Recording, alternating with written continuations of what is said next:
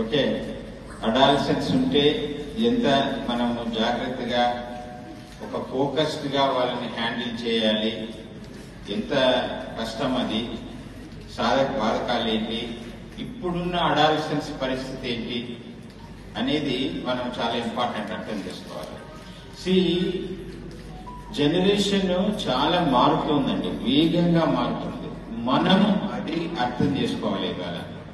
ఇవాళ ప్రధాన ఉద్దేశం ఏంటంటే మనమంతా ఎక్స్పర్ట్స్, గవర్నమెంట్ లో ఉన్న వాళ్ళు హైలీ టాలెంటెడ్, హైలీ ఇంటెలిజెంట్, చాలా కష్టపడే స్వభావము. ఆంధ్రప్రదేశ్ బ్యూరోక్రాట్స్ అంటే కూడా ఆల్ ఓవర్ ఇండియా చాలా మంచి పేరు ఉంది.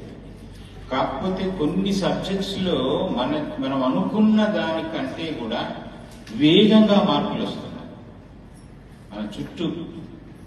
దాన్ని మనం సరిగ్గా సమగ్రంగా అర్థం చేసుకోలేకపోతే మనం డిజైన్ చేసుకున్న ప్రోగ్రామ్స్, మనం ఇంప్లిమెంట్ చేసే ప్రోగ్రామ్స్ లో పార్షియల్ రిజల్ట్స్ వస్తాయి, కానీ సంపూర్ణమైన రిజల్ట్స్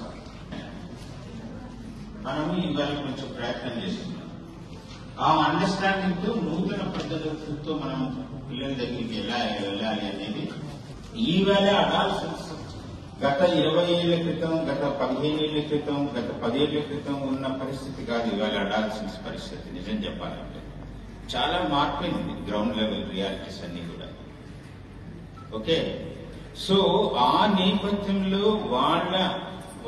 వాళ్ళు ఎదుర్కొంటున్న సమస్యలు ఏంటి, వాళ్ళ ముందున్న జీవన విధానాలు ఏంటి అనేది కూడా మనం కరెక్ట్ గా అర్థం చేసుకోగలిగితే దెన్ మనం కొంత వాళ్ళకి హెల్ప్ చేసిన వాళ్ళు అవుతాం. కానీ లేదంటే మన పాయింట్ ఆఫ్ వ్యూలో నుంచే మనం ప్రోగ్రామ్స్ డిజైన్ చేసుకొని మనం ముందుకు వెళ్తాం, దానివల్ల పార్షియల్ రిజల్ట్స్ వస్తాయి.